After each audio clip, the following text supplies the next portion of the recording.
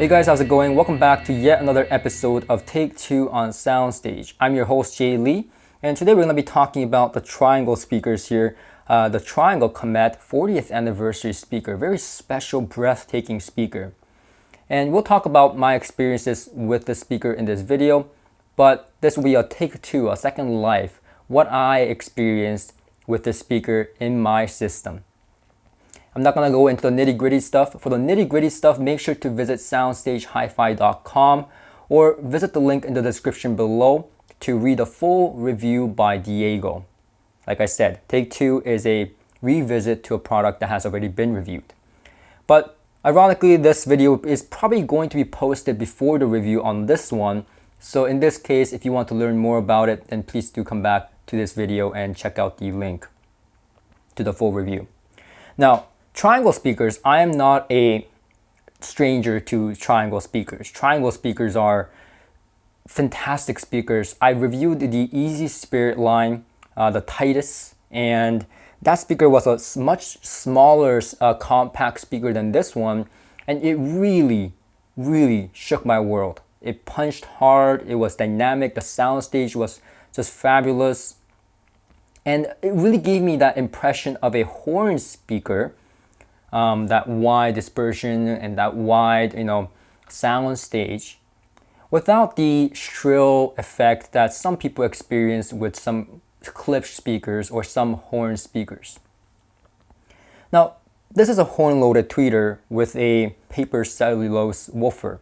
And if anyone knows me and have been watching me for a while, you know that I'm a sucker for paper woofers and horn-loaded tweeters.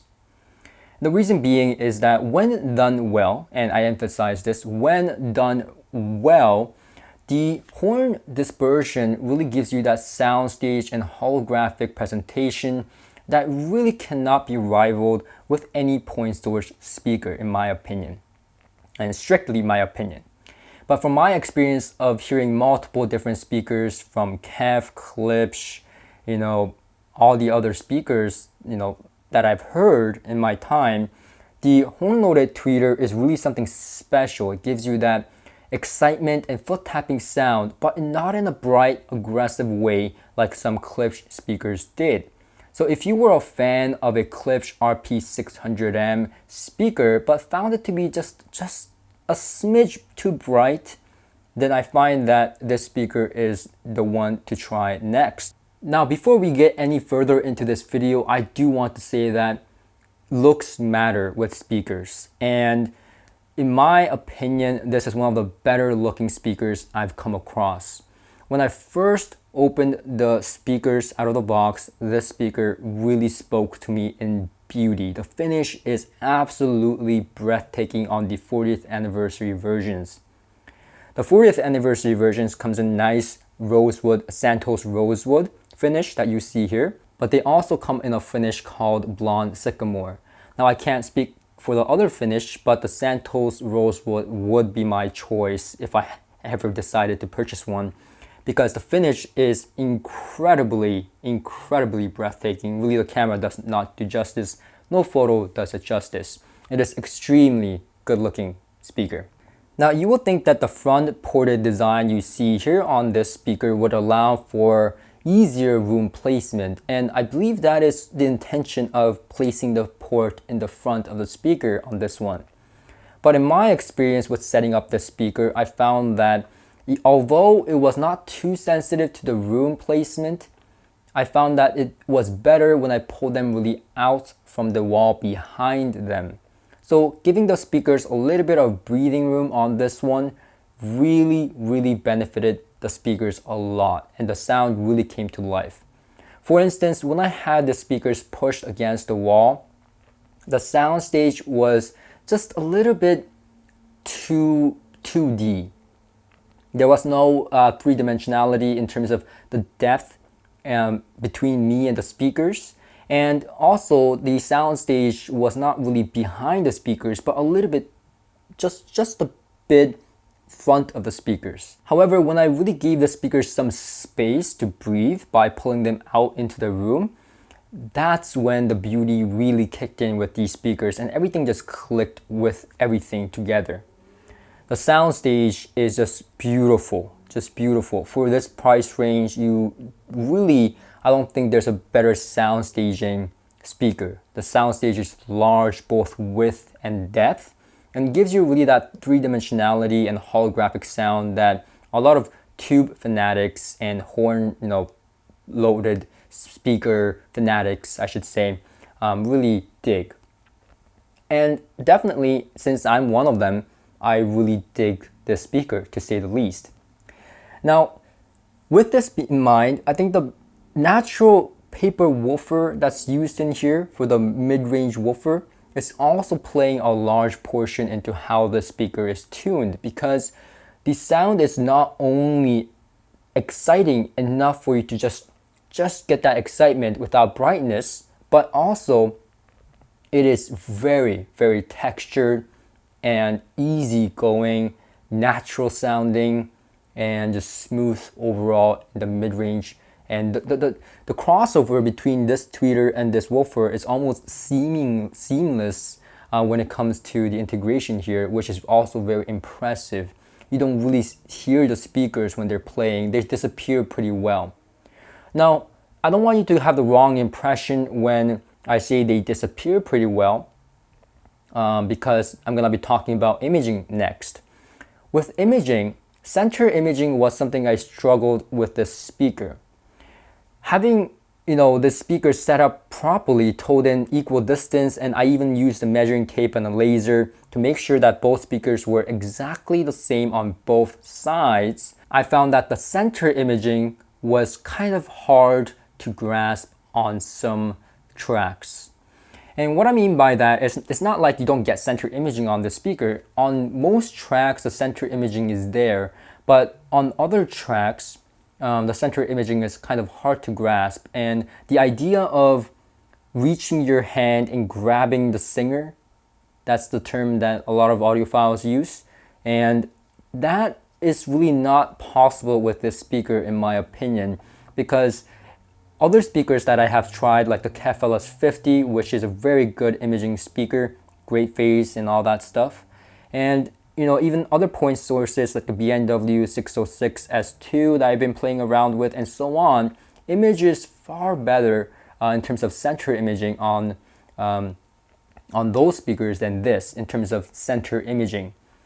Now, in terms of side, to the side and to other little elements, you hear them passing by, and when a drummer goes from here to here, you really hear that. But also it is a little bit vivid and not like a focal or a magical speaker, in the sense that you can almost draw the instruments where it is placed. So if you're looking for that kind of pinpoint type of presentation in terms of imaging, and imaging is important to you, then this speaker is a little bit on the farther side of that. However, if you're looking for the overall tone, overall presentation, the overall musicality of a speaker, this speaker is it. And that's what I look for. I care about imaging, but I care about other things way more, like the tone, meaning how accurate is it to the actual instrument that I play personally, like saxophone, guitar, and so on, and instruments that also are very familiar with, like violin, cello, and so on. They have to really present itself in such a way that is really connecting with me. Like, I have to listen to a cello and it has to sound like a cello, and I have to feel the body and the texture of the instrument when I'm listening to it. And this speaker really did it for me. And even when I pulled them out into the room, the bass sounded full and satisfying with a lot of texture and grunt.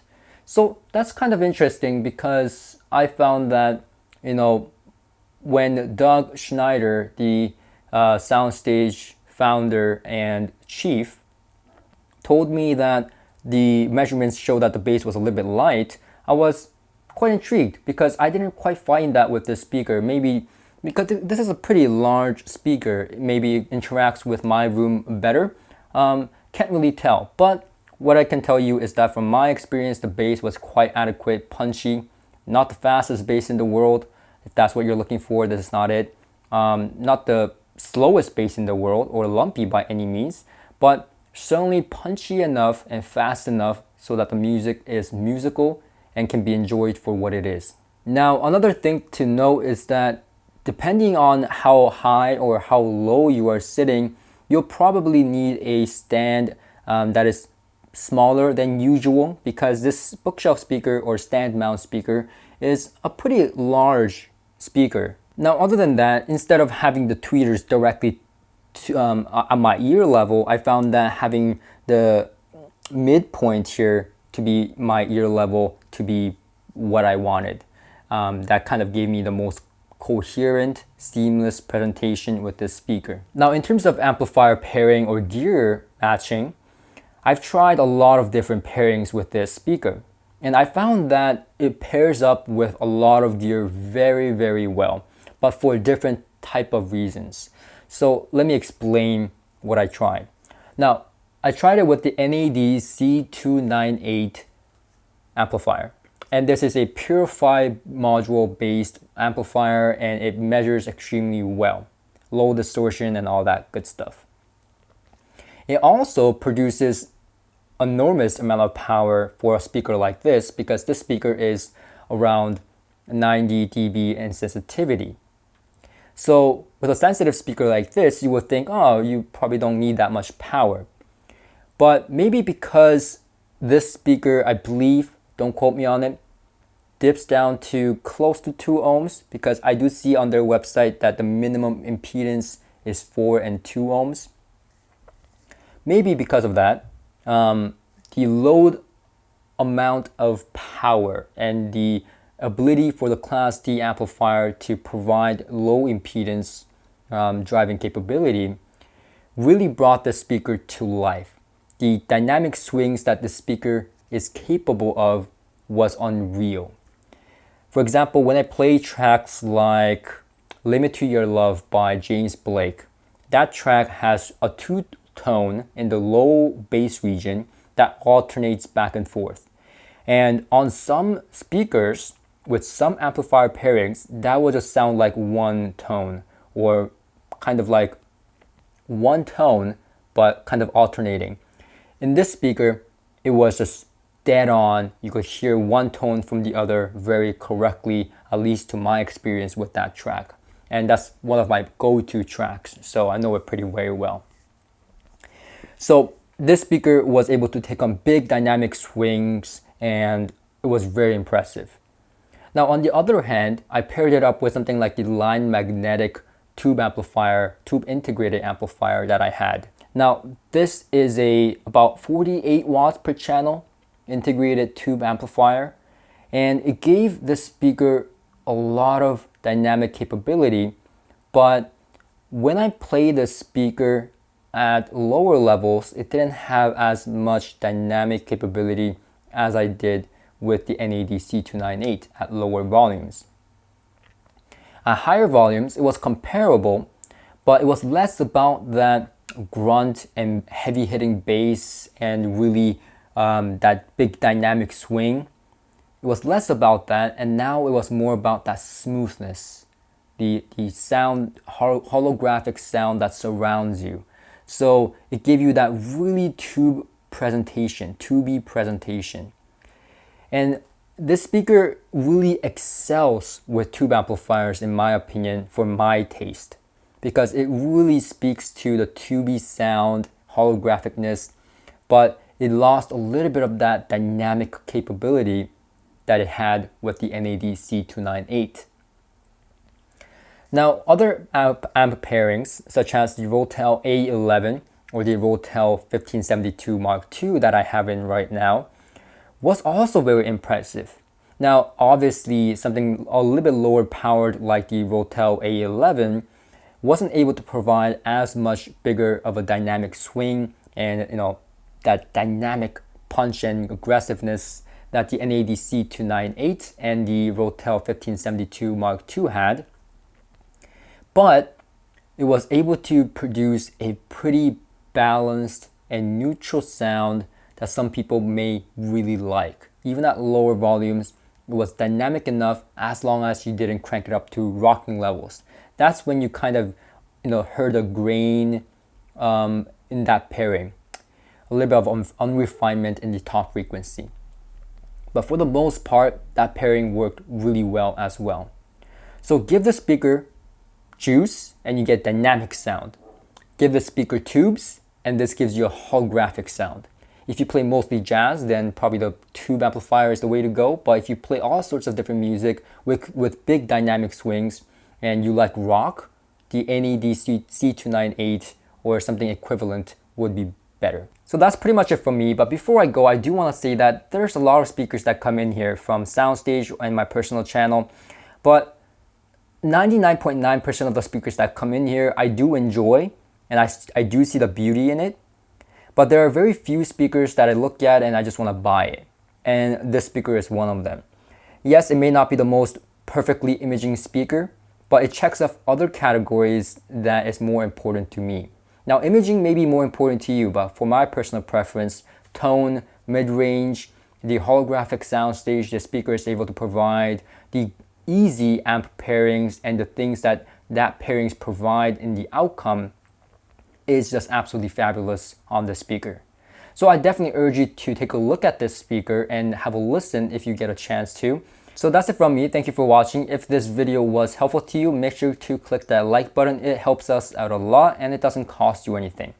And also consider subscribing and clicking that bell notification so that you don't miss the next SoundStage Take 2 series from me. So until next time.